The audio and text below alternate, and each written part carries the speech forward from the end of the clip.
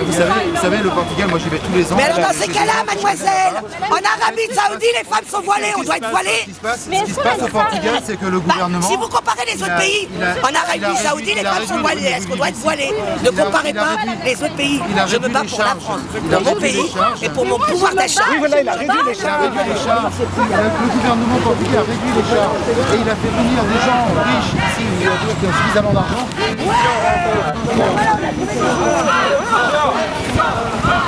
Ania ça va? Gouvernement, j'y vois dire. Hein? C'est tout le gouvernement. Allez avec nous. Rejoignez-nous. Rejoignez-nous. Allez, venez. Excusez-moi.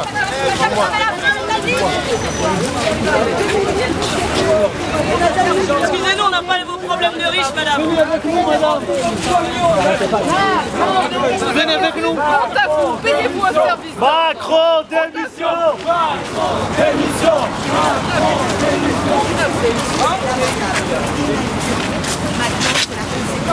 C'est fait. J'étais là hier. J'ai été gazée pendant plus de 4 heures parce que je ne suis pas venue dès le matin parce que je savais que ça allait faire. Ils nous disent qu'on peut venir manifester et arriver là, on nous bloque sur les axes. D'accord? Et c'est bouclé. Et si on arrive trop en nombre, on se fait gazer. Vous êtes un être humain. Je suis un être humain. Pendant 4 heures, vous vous faites gazer. Vous vous faites tabasser alors que vous amenez en paix. Vous faites comment? Vous baissez encore le froc? Ben non, ça dégénère. Et c'est ce qui s'est fait. Ça a été des menteurs. Je suis venue avec ma pièce d'identité, mon sac ouvert, pour soi-disant avoir l'accès ouvert. L'accès était fermé. Ils ont fait qu'une petite poignée. Et c'est dans les médias, ils le disent. Sur les Champs-Élysées, vous étiez que 500. Parce que les milliers étaient là autour. Les milliers étaient autour. L'empêchement de la police. Alors les policiers, le mot d'ordre c'était de ne pas nous faire entrer. Et maintenant je vais vous dire encore mieux la réalité. Et le lieutenant là, s'il peut m'écouter, je suis là aujourd'hui. À force de m'entendre gueuler dans les coins là, dans les coins de rue, un moment, les flics, même les flics, à un moment quand ça a vraiment bombardé, ils ont essayé de nous faire passer, nous les femmes qui étaient devant sur le côté. Le lieutenant il est arrivé, il nous a bloqué, il a dit ah, vous voulez manifester?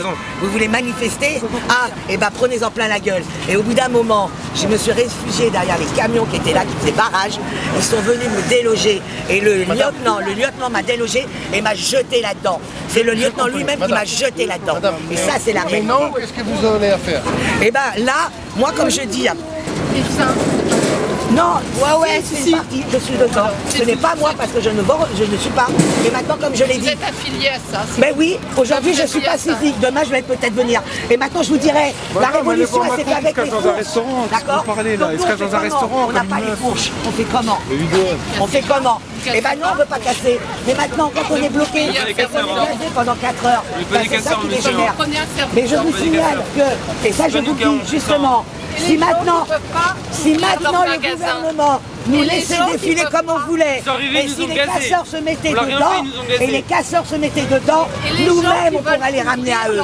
Nous les casseurs on les contrôle. Si vous avez 150 casseurs et on est 2000 manifestants et qu'on laisse les 2000, ben je peux vous dire que nous les 2000, les 150 on les attrape par le pot du cul et on leur donne même nous aux forces. Maintenant la réalité des faits c'était quoi?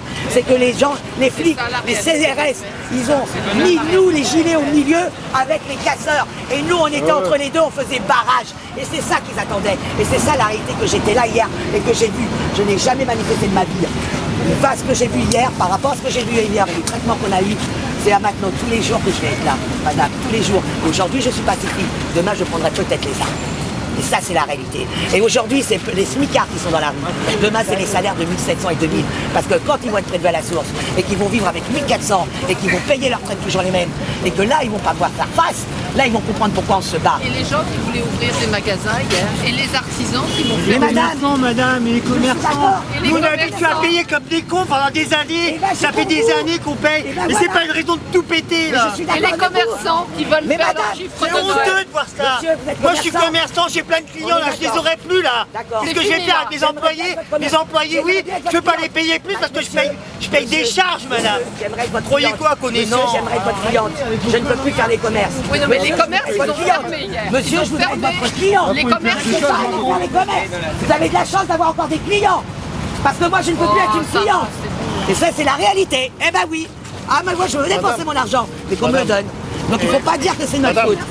Madame. Il ne faut pas. Vous faites le jeu du gouvernement. Vous faites le jeu du gouvernement. On se bat pour vous. On se bat parce qu'on a marre de crever la dalle. Et au lieu d'être avec nous, vous faites le jeu du gouvernement. Ils nous divisent. Madame. Ça nous fait toujours les temps. On divise pour mieux gouverner. Ne nous laissez pas diviser. D'où vous vient?